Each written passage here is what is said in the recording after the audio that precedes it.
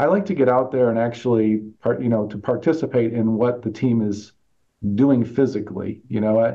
I definitely last year, for example, I'd been certified on 3 or 4 rides, so I'd give breaks out when we were short staffed or just when I wanted to go run the ride. Frankly, sometimes that's just what I like to do on my time in the park.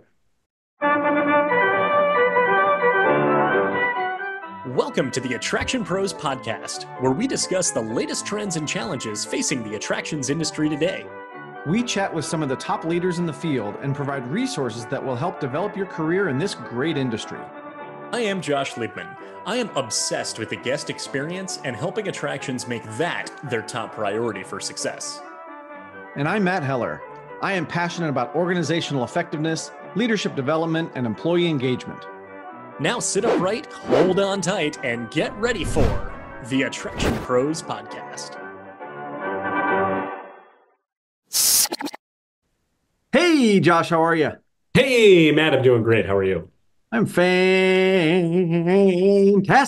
We got the Doppler on there today. I don't know what you call it, but it was fun doing it. That combined with a little whammy bar, maybe? Yeah, wow, wow, wow, wow, wow. Yeah. Little Eddie Van Halen. Hey, I have a question for you. Okay. Okay. In your time attending or going to amusement parks as a kid, maybe a young adult or an adolescent, did you ever get kicked off a ride? Did I ever get kicked off a ride? Or maybe asked not to come back? I can tell you definitively I have never been asked not to come back.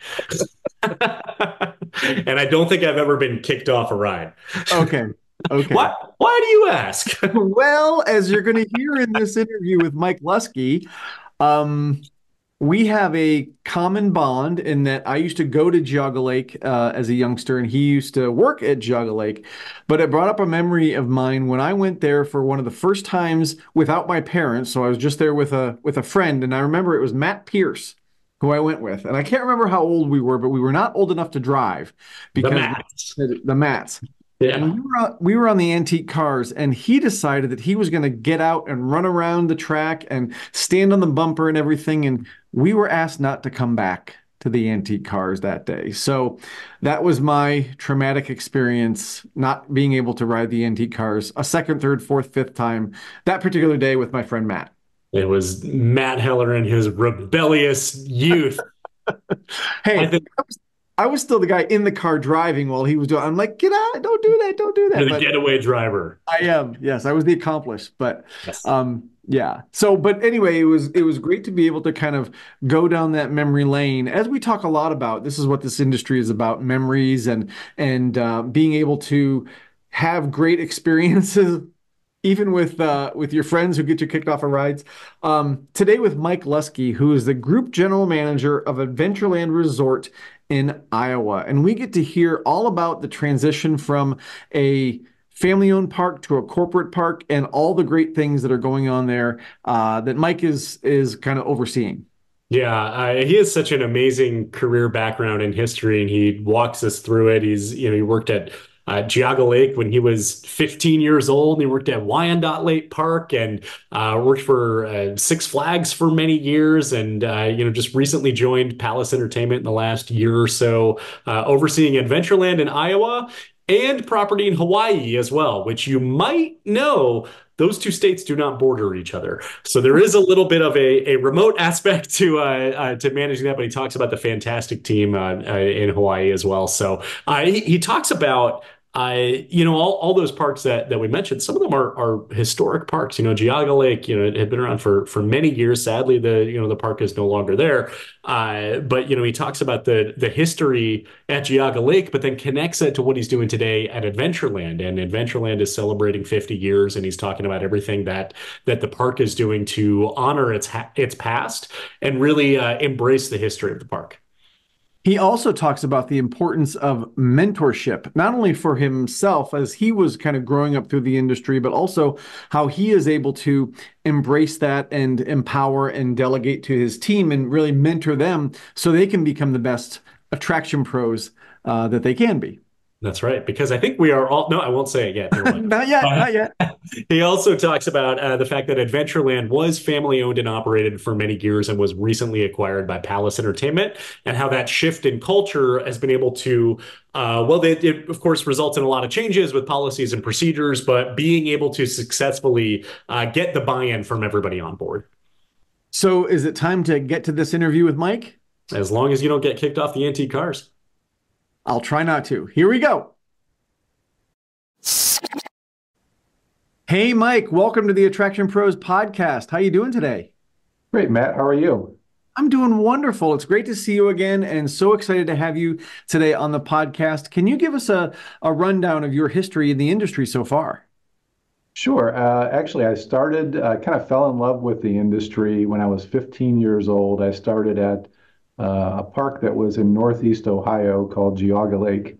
I was started off in the confectionery area. I was a taffy puller, but because of my degree in accounting that I wanted to pursue, I kind of branched off. While still at Geauga Lake, I branched off and went into the cash control office when those were the days many moons ago where we actually took cash. So, you can see how long I've been in the industry, but so that kind of evolved into eventually a full-time position in the accounting department in that Northeast Ohio park. And then just a year after I was hired in a full-time basis, maybe a year and a half, I found myself moving to Columbus, Ohio, to a park called Wyandotte Lake, where I was the head of finance, also over HR, part-time lifeguard, swept the streets at night, did everything. It was a jack of all trades, master of none, probably, but wore many hats in those days. Then in 1998, Premier Parks purchased Six Flags. And as part of that Premier Parks, I was able to then move to my first Six Flags park, which was in Six Flags St. Louis. So in Six Flags St. Louis, I was the director of finance and administration. So I also oversaw risk management, HR, of course, finance and accounting. In 2021, I was asked to go to the Houston property of Astroworld, Waterworld, and also had oversight from a financial perspective for Splashtown. It was at that point, you may recall, and I think it was 2005 when Astroworld shut the doors for its last time, that I had the opportunity to really switch gears and get into operations where I went to be the general manager of Frontier City and Whitewater Bay in Oklahoma City. Spent a few years there. Six Flags eventually sold those two properties and five others to C&L. And then we were run by Park Management. Spent about a year and a half under that group. And then I had a knock at the door to ask me to run a Great Wolf Lodge up in Traverse City, Michigan. And kind of that never-ending pursuit for something new and new challenges. I thought, well, I've never run a hotel before, but I'm very familiar with water parks. So this might be a good opportunity for me to learn something and maybe also be a benefit for the property in Traverse City. So went up there and spent about a year and a half, almost 2 years there. And then they transferred me to a newer Great Wolf near Olympia, Washington. And then ultimately about a year after that, I had a call back from Six Flags asking me to come to the corporate office in a position that was initially it was director of internal audit. Again, my background being accounting, that fit very well for me. We frankly loved living in Texas during our time in Houston. So it was a good transition for us, a great location. And so I moved back to the at that time Grand Prairie office for Six Flags, and spent the next 12 years in the internal audit side, but also gained additional responsibility with adding loss prevention, safety, security, and I was also part of the team that spearheaded the initiative to expand with acquisitions and mergers opportunities. So So that's what my latest position was until I came here to Iowa to this great park and resort called Adventureland. So here I am as the group general manager over this resort, and also I have some oversight also over our property in Hawaii, which is a marine mammal park predominantly. It's got a great luau experience as well, and at the nighttime experience. So I've been there once so far. Really enjoyed that visit. Got to know a lot of great people there and experienced that operation, which is fabulous, top notch. So that's kind of really the rundown from being a 15-year-old to, well, not being 15 as you can tell anymore. So That's so fascinating. Thank you so much for sharing that career story. We love hearing people's journeys from from where they started, 15 years old, pulling taffy, right in your case, to the role that you're in today, and really all the steps along that. As we were following along here, I was taking note of a number of the parks, and some of those parks are no longer around. Geauga Lake, Wyandotte Lake, Astro World, and curious as far as the role that those parks play in your career journey and being able to look back on those, or really I would say maybe the emotional connection you have to parks that perhaps you were very passionate about, and working for those parks and all the effort that was put in, but being able to I would say reflect back at it from a historical standpoint. yeah, it's a great question. Really, I'd say nothing's ever going to be like Geauga Lake is to me in my heart. And the reason for that is a lot of different things. Number one is it was my starting place in an industry now that, spans almost 40 years. So that's always going to be important. But the most important thing is this is where I met my wife of 27 years. So that's something that's very important. I have a photo, believe it or not, of my father, my grandfather, and my grandmother standing in front of the archway of a roller coaster called the Big Dipper. I don't know if you remember that ride, but there was an archway there that led to right by the safety location. And that photo was taken when my dad was 9, and my father will turn 87 in May. So, I mean, that's kind of just, it's such a special place for me. All the other locations that you had mentioned, I think it's just important. Like every position, every location that I've been associated to has added a little value to my life and my skill set. Getting to know the people at each location is probably, it actually is the best thing about, moving into different opportunities. This industry is, I think you probably already know this, but is one that kind of gets into your blood. So once you're in it, you're probably going to stay in it for a while. And it's a very tight-knit group.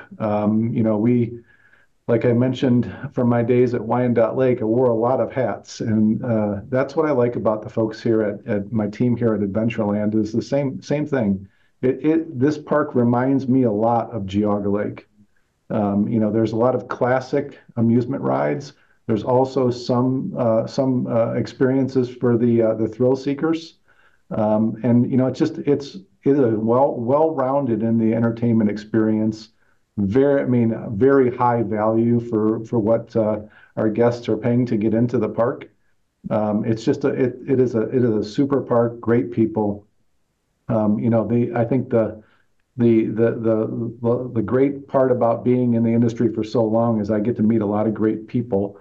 And I think and for me in particular, I think I've been in 7 different states, 9 different locations. That's a lot of different value that was added to my life just by knowing the people that I got to have the opportunity to meet. That's awesome. And Mike, if you would indulge me just a second, I know that you and I talked before about a year ago or so about the fact that I used to go to Geauga Lake when I was younger, and I remember the Big Dipper. I never rode it because at the time, I was deathly afraid of roller coasters. I would not get on it. I wouldn't ride the double loop or the corkscrew or anything of that nature. But I remember Geauga Lake because that was my home park when I was growing up. And I do remember when I got a little older, and I was probably, I don't know, 12 or 13, and I went there with a friend of mine for the very first time, and not my parents, right? So they dropped me off. I went in, and my friend decided while we were on the antique cars to jump off and run around and stand on the bumper on the back. So we got kicked off of the antique cars there at Geauga Lake. But it was such a wonderful place, I think, to kind of grow up in the industry, even though I never rode the coasters. And I do have a little tinge of I wish I had, ridden the Big Dipper because now that I'm such a coaster enthusiast, I'm like, that was, such a nostalgic and classic attraction. So I'm curious, maybe if we could go back and put yourself in those 15-year-old shoes again. What was it like being back at the park at that time? And maybe even, you talk about Adventureland being similar to that, but, here we are many years later. What are some of the similarities and differences like that you notice in terms of what Geauga Lake was back then versus what Adventureland is now? Yeah, no, another great question. I think, what I would on definitely on the similarities side, it's again that it feels. I've always said this. It's the old comment of you'll never work a day if you do something a day in your life if you do something you like to do. It's along those lines. I mean, I'd like to think that I come to work, but I actually come to just a place that I have a lot of friends that also come to, and we have a common point of view and strategy that we're working towards. It is this industry is so much able to break down the normal corporate barriers and things like that that would just it's one that you're allowed to try new things. You're all working towards the same objective, really, is to make each and every person have memorable experiences once they leave the park. And we do that every day. And, it feels like just a large privilege in my life to be able to be part of something where I can deliver fun every day.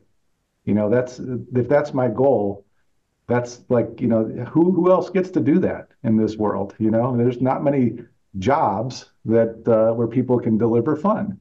This being our 50th year of operation for Adventureland is going to be very special for us. We have an incredible lineup of concerts coming on board that we're going to celebrate each decade. So for 5 straight weekends, excuse me, through July through the beginning of August, we're going to be celebrating the decades that the park has been open.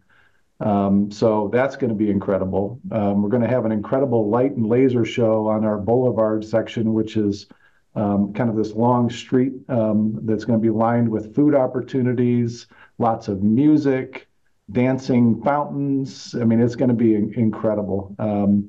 But the highlight is going to be that we're reopening a kind of a reimagined version of the underground coaster, which, according to my understanding, is the world's only wooden indoor coaster. This is a process that's probably started in late October, early November of last year.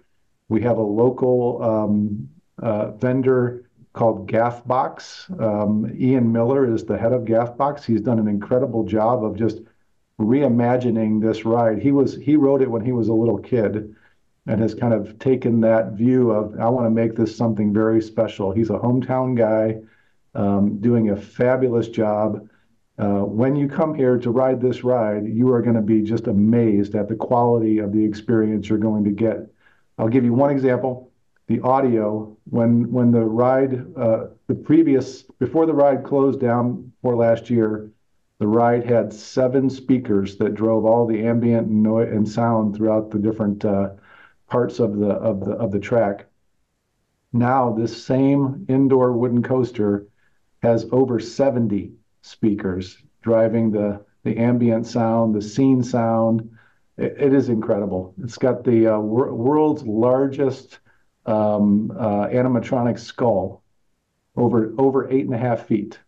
So I mean, there is some serious entertainment value that I think people are definitely going to notice, and it's going to be a wow factor for us in 2024. Well, it sounds like I'm going to be making my way to Adventureland sometime this summer. So Absolutely. You are I'm welcome. sold. I'm Yeah. in. So Mike, you've been at Adventureland for about a year or so at the time of this recording. Can you talk about what that has been like and really what maybe some of the big initiatives that you took on during the first season, and I would say where you're at now? Yeah, so the obviously the transition from a family-owned operation to Palace Entertainment in late 2021. So the first year of operation under Palace was 2022. As you can imagine, adopting systems, adopting new POS, everything like that was something that has taken time. So a lot of my involvement so far has really been making sure we've adopted all of the Palace Entertainment um, uh, um, prescribed method of operating, to the what once was a family operation. And you can imagine those be quite different methods of operating. So a lot of it comes from that. The just really kind of getting the team level set. The to the with the right level of talent at each position. The group here has been amazing. I mean, I kind of felt like I was a little bit of the outsider coming in from Six Flags, coming into Palace number one, but also then having the dynamic of Palace being kind of new to a lot of the people that were legacy from the family-owned operation. I could tell you it didn't take long though for us all to understand what strengths lied within each person. Once I had the ability to kind of execute some of the strategy that I thought would work at this park, I think there was some buy-in, and then ideas started flowing. It was just fantastic to see the evolution that this park and this team have made, all in a positive direction, in my opinion. There's not a box out there that I haven't at least partially checked that I've wanted to by this point in time. That's awesome. It's so great to hear about, the team coming together in that transition. We all know transitions like that can be messy sometimes. So it's great to hear that there's smooth sailing ahead, at least as smooth as it can be. But Mike, one of the things I'm curious about, you mentioned that not only are you overseeing the park in Iowa, but you also have some responsibilities for the park in Hawaii, which they're not exactly next to each other, right? So from a management and leadership standpoint, how do you manage that geographically challenging arrangement? So a lot of phone calls, obviously, a lot of Teams meetings, but I have an excellent GM actually on property in Hawaii. So for that level, I'm a group GM. I'm kind of the conduit between our COO and the park. So there is somebody there making the decisions day to day, operating the park. There's actually a fabulous team there making the decisions every day. Such experts in what they do. Frankly, it's amazing to me. And that world is a little bit new to me. The whole mammal life, and I've always been associated to water parks or theme parks, and not really anything related to animal related parks. But so that's kind of new. But yes, it's a transition that I definitely had to get used to because there's a 5 hour time difference right now, for example. So a lot of my meetings will last into the evening, just to make sure that they're awake while while I'm talking to them. But it is not as hard as I thought it would be. It's just it's great to have the expertise we have there on site. It makes my job a lot easier. That's really interesting. Thanks so much for sharing that. I'm curious if we can talk a little bit more about the transition from the family owned and operated park of Adventureland into being Palace Entertainment. Can you talk a little bit about how the team has been able to embrace Palace coming in and adopting perhaps new policies, new procedures without it being overly jarring for them? Because I imagine that you mentioned a lot of legacy team members that had been there, probably very much, I don't want to say set in their ways, but very much used to, let's say, the previous operation, moving towards a new style of operating, and getting their buy-in. Yeah, again, it's kind of like the level of acceptance, the level of tolerance that the group had coming in. Everybody had, a an open viewpoint on what was about to happen. I think if they would have had anything different, I think they probably wouldn't have been here when I arrived. So, in my eyes, it was everybody on board, was willing to try, give it a good, good college try. And, and in most cases, I can honestly say, I think once they realized that they and got to understand what the process was really for, or what the benefits were, everybody was on board. And again, that kind of then started changing the thought process. Not only were they learning and becoming a part of what had to be the policy or procedure, but they were also coming up with new ways, new innovative ways of tackling things going forward that were different, definitely different than what the team was used to under the legacy ownership. So, I think it's those types of opportunities, that type of mentality that I've been trying to really promote. I can't take credit for it because they're the ones doing it. It's just that I've been supportive of that sort of culture so that we can move forward. And I think we are making such good strides at this park. The park, we have some private events. We're opening this Saturday. Actually, we're opening our doors for a private event. And so we're excited. I can't wait until Saturday morning. I mean, it's just the park looks fantastic. It's usually that last minute scramble to get everything done. You usually 2 days out from opening, you'd be saying there's no way we're opening this park in 2 days. But I can't say that. The park looks phenomenal already. I would open it today if I had staff on schedule. So it's I'm looking forward to a great 2024 season, and we are off to a really good start already. That's so awesome. Yeah, Josh and I would be there if you said you were opening today. Definitely to see the underground and to hear the new audio. But Mike, you've been talking, about a lot of different things, but there's some core things that I've been hearing you say. Things like, when you say this is not me doing it, it's the team, and you mentioned being supportive a couple of times, and you mentioned how important people are, and I think that's wonderful from a leadership perspective. I'm wondering if you can share a little bit more about sort of your philosophy or your outlook on leadership and kind of how that was formed over the years. Well, number one, I've had so many great mentors along the way. So to say that I came up with any of my leadership style on my own is not accurate. I tried to pull the bits and pieces that I saw that were good and effective from all the many, just legends in the industry at this point in time, in my opinion. So, I've had a couple of great folks I've worked with. One of them I think really kind of said it all when he made a couple of comments to me and said, look, you got to pull back once in a while, Mike, and really kind of level set what you're doing. You're not curing cancer here.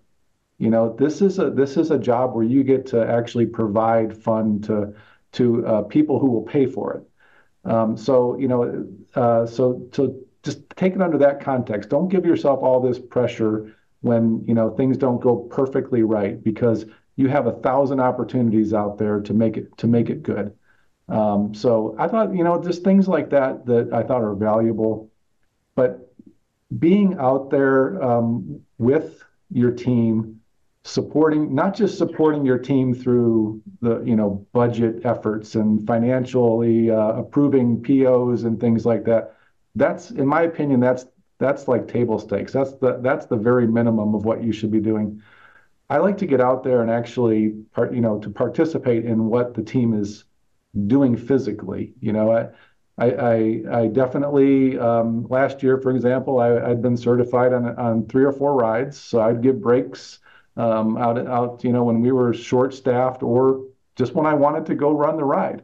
Frankly, sometimes that's just what I like to do on my time in the park. I don't spend as much time as I'd like out in the park, but I do spend a lot of time out in the park because that's the way you get to know your business. That's the way you get to know the people you work with. I've always had this kind of philosophy that if you keep your employees happy, they will definitely keep your guests happy. So keeping them in a positive mindset, giving them the right accolades when necessary, that's a big part of the strategy here is just that acknowledgement and kind of immediate reward. Because I think people, it's tough to come to work day in and day out if you're working in a food stand, for example, and it might be hot in there all the time or something, and you kind of it's good to have that acknowledged support that you're doing a great job, and you're delivering a great product. And those little bits of support, I think, go a long way for a lot of our seasonal employees. So that's kind of what I don't want to overuse the word servant leadership, but I think I like to be out there supporting through my physical actions, not just my words or, pushing paper through my desk. So.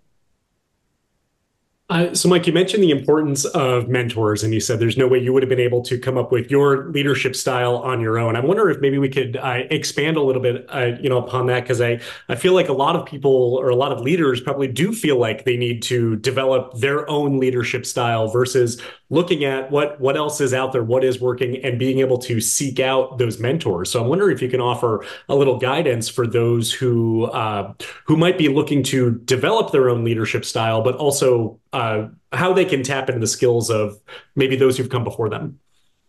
Yeah, I think it's a lot of it's about asking, communication obviously a big piece of it. Asking questions when you don't understand something, I think is another big piece of it. And the ability to kind of realize when you're not doing something the way you should, when you're not you don't know what the answer really is, don't fake it. You have to be able to look yourself in the eye at the end of the day and said that you gave it your full 100% effort.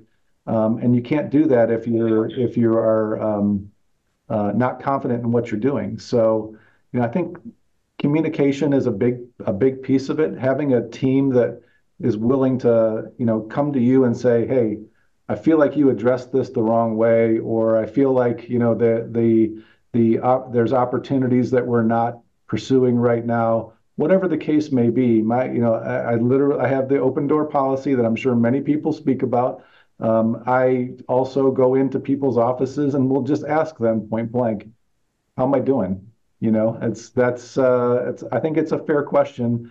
I think to develop your leadership style, you need to have the support of your team. You need to have them buy into the strategies as you are the leader, and they need to be confident that you know what you're talking about. So again, it's just kind of making sure you're not faking it in any way. You're legitimately laying a plan. You're following up. You're executing. And I've always seen anyway that when you do those kind of things, people will not only follow, but they tend to kind of go right around you and lead. I mean, they'll show their leadership skills because they see you doing it. So, one of the big things I think I like to hang my hat on is, I live under the philosophy of what gets measured gets done. So a lot of the strategy is about just tracking items.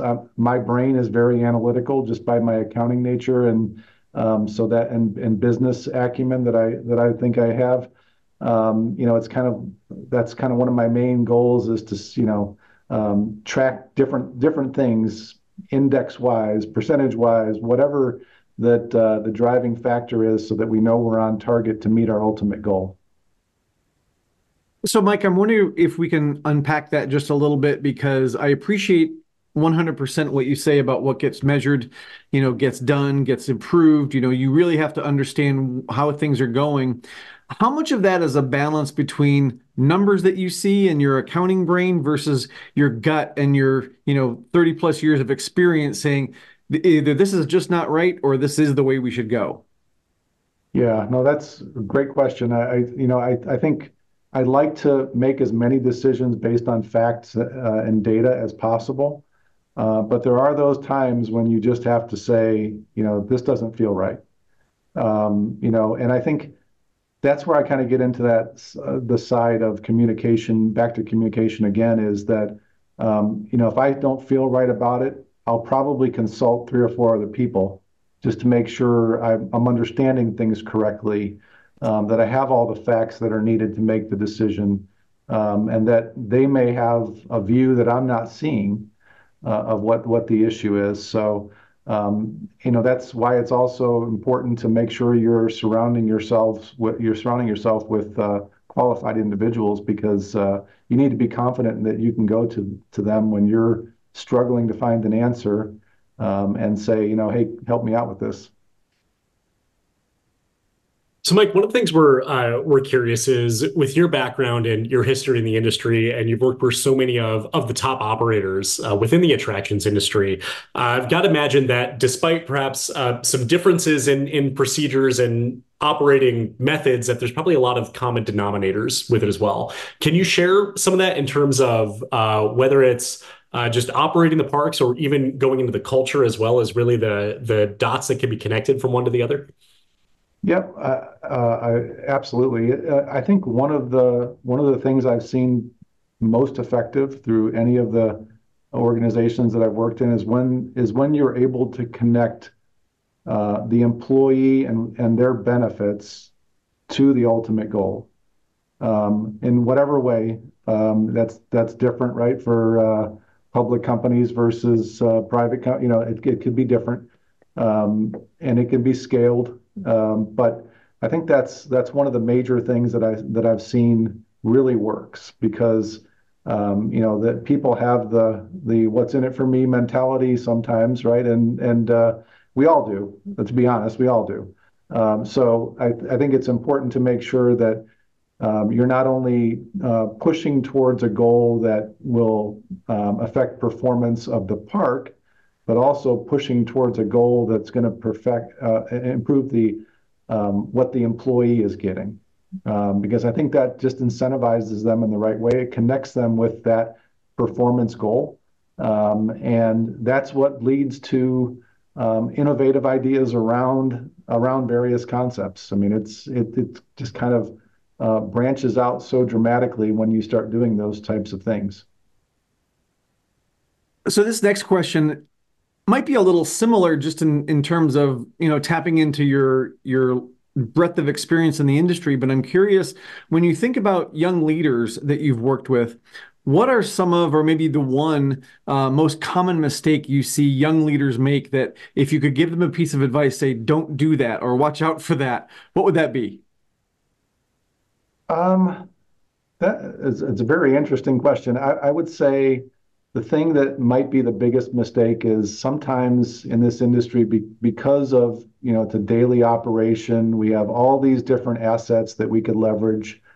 Sometimes I think we find ourselves fishing where the fish aren't biting, trying to push people into that slow Tuesday that that has been historically just not as attended as some of the other days, rather than figuring out, how we can expand upon the busy Saturday that already exists. Let's try to figure out how we can add more value, more entertainment, which everybody knows the guest votes with their wallet, at the end of the day, and if they like the product they're seeing, if they have a great time, and especially if their kids are having a great time, they will reward you kindly, financially. Hmm. Can we go deeper into that? Because I think it's really fascinating. You talk about the slow Tuesday versus the busy Saturday, and one frame of or one school of thought would be we need to move people from Saturday to Tuesday, whereas you said no, we need to add more value to Saturday. It reminds me somewhat tangentially of the board game Risk. If you play it, Hmm. if you remember, you've got all your countries and kind of your militaries in each country, and one strategy is you divide them out evenly, and then you find out that they're all like getting absorbed by the other players, versus saying these are our best, locations with the other positions. Let's allocate more of our assets over here, and then you find that now you're able to dominate the world better in the case of the board game. So, can you talk more about that? What is, what does in the opposite of dispersing attendance towards those slow Tuesdays, but rather, concentrating on adding value to those Saturdays look like? Yeah, so like in the case of Adventureland, we have a very robust package of rides. We have a very diverse entertainment package in general with the water park and the theme park. We have a great magic show. We're about to have a fantastic nighttime event on Fridays and Saturdays that will be kind of different than what we've had in the past couple of years. Great food experience. We're putting in a stand this year called Oinks, which is I call it a pork lover's paradise, but it's going to have everything, including a margarita that will have a bacon laced rim versus the salt. So all those things I think are something that in one day's worth of entertainment, it's just not enough time. Adding kind of the philosophy of come on a Tuesday versus a Saturday. I think we all know theme parks scale their resources on busier days. Best experience would be on a Saturday. Great experience on a Tuesday still, but we are going full steam ahead on a Saturday. That's why like a season pass is the best option out there. In the case of Adventureland, it's a no-brainer. I mean, it's to buy a season pass and come for the water park, come for the theme park. It's all one price. You've got perks that exist at the hotel as well, where we have indoor water features as well. So it's more than just coming for that one visit, because there's just not enough time in one day to experience everything. But in my eyes, I think getting back to your question, really kind of, I don't think we've seen as much success as we think we could have if by trying to push people where they don't just naturally want to go. Everybody has time on Saturdays, right? On Tuesdays, they may only have some time after work or something like that. So, it's just not as conducive to high volume. So, Mike, is that new Oink place going to go in the big pig that's in the middle of the park? It is not, isn't it? No, it's actually we have renovated what was called the Ratskeller German location near the concert stage, if you remember that. I do. So that's where it's going. It has been repainted into kind of this barn-looking theme, red with the white posts. It's phenomenal. It's going to have some great decor and signage on it as well.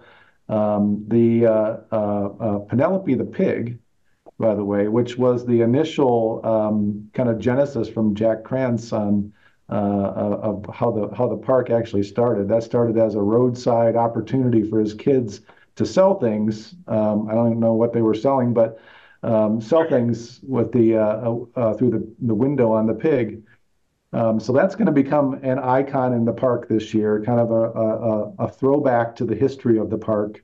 We're doing many things like that, but the pig will be painted in a gold paint this year to commemorate our 50th anniversary. We also have many spots throughout the park. You'll see iconic photos from the past. So we're trying to do as many kind of hat tips to the history of the park as possible. One of which is I don't know if you remember, I think you and I spoke by the lounge area, which is by off to our group sales side of the pavilion side of the park. That is now going to become what's called the Falling Star Lounge, which the Falling Star was a ride that was in the park, very iconic ride that was taken out a few years ago. But we've taken the light package from that ride and we're placing that light package over the top of the lounge. Made it into an LED concept versus the incandescent, and it's really going to pop from the road. But it's that sort of stuff that people will remember. We'll have a historical area that's just designed to give again kind of more photo tributes to the history of the park. One of the really cool things there on the side of the history building is the actual sign from a ride called the Silly Silo, which was one of the rotors, the spinning rides that the centrifugal force pushed you to the side, and the floor dropped and all that stuff. But so that'll be on that historical building. So just a lot of really cool stuff. A lot of commemorating the 50 years of the park operation. That's awesome. It's so cool to hear kind of the references to to the early days of the park and being able to tap into the nostalgia that I'm guessing many guests very much embrace and appreciate. So Yep. so it's just really cool to hear all of that. So Mike, we're starting to wind this down. We have a couple minutes left, but I'm thinking about your time in the industry and towards the beginning of the interview, you said that when you fall in love with the industry, people it's in your blood. You tend to stay in it for a while, and you've certainly made your career in this business. But if, let's say, you didn't fall in love with the industry when you were 15 pulling taffy at Geauga Lake, and if you were doing something else, what do you think you'd be doing if you weren't in the industry? I guess something probably. I love just analyzing things. So, from I think we during the discussion I had mentioned that I was kind of part of the team that addressed our domestic expansion prong. That was one of the strategies for Six Flags, and I loved that side. Risk adjusting for different opportunities to see how they may fit into our model. To just to see what the benefits were. But I like dealing with people. I like dealing with numbers. That's kind of a good balance. I think I would have done something potentially consulting wise in that same sort of a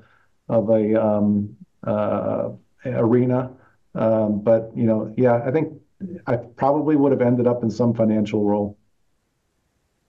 Well, Mike, we're not trying to push you out of the industry with that question.